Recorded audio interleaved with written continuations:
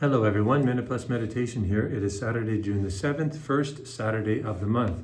So always remember first Saturday devotions to the Immaculate Heart of Mary. Look it up on the internet just so you have it, accessible to you. This powerful devotion asked of Our Lady of Fatima to Sister Lucy. And Jesus, of course, was involved in it as well. Okay, readings Acts 28. When he came to Rome, Paul was allowed to live by himself with the soldier who was guarding him. 3 days later, doesn't waste much time, does he? 3 days later, he called together the local leaders of the Jews. So he basically does it all again. He never gets tired of living and doing the same thing over and over again. In a way, Paul's life is not glamorous.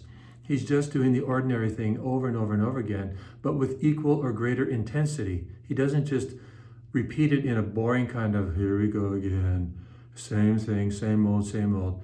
But it's a new intensity because he's a man of prayer. That's the key. He's a man of prayer.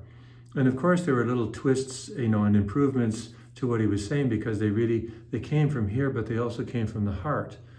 And this always, when this is infused with grace, the heart, it always presents things with a new zeal, a new freshness, as it were. So you can tell when somebody's not tired by the same message, at least in essence, the same message in essence. You can always tell this because of the zeal, the energy, the vivaciousness of their life, their light in their eyes, right? They're not freaky eyes, but there's a aliveness in their eyes because they're on fire.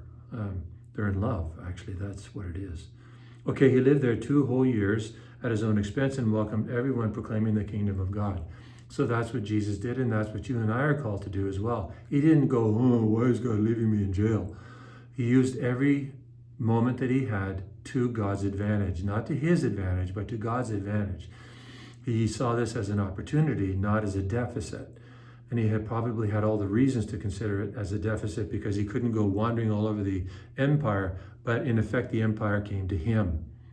And those were valuable years that God and Paul agreed in his own heart to let Jesus use those years to really spread the gospel in the heart of the empire. Okay, to the gospel. Jesus turned, Peter undergoes his threefold confession of faith. So Peter turns and saw the disciple, John, St. John, whom Jesus loved following him. He was the one who had reclined next to Jesus, so is John talking about himself in the third person. When Peter saw him, he said to Jesus, Lord, what about him? What about him? Jesus said to him, if it is my will that he remain until I come, what is that to you? And then these words really sum up the entire Old Testament, the entire life of what it means to be a disciple. Follow me. Follow me. That's what it's all about, right? So we're called to follow Jesus. And now we're coming to the end of the Easter season because tomorrow is the Solemnity of Pentecost. Okay, so it's all about following Jesus. You and I are called to follow Jesus. You can say this 1,000 times. Am I following Jesus? And it's not just when I'm with people, when I'm alone. When I'm alone, do I get out of bed in following Jesus in order to pray? Do I go to bed on time so that I can follow Jesus the next morning and make time to pray? Follow me. It should be what we say frequently, follow me. Am I following Jesus? Ask Jesus to help you follow him. God bless you.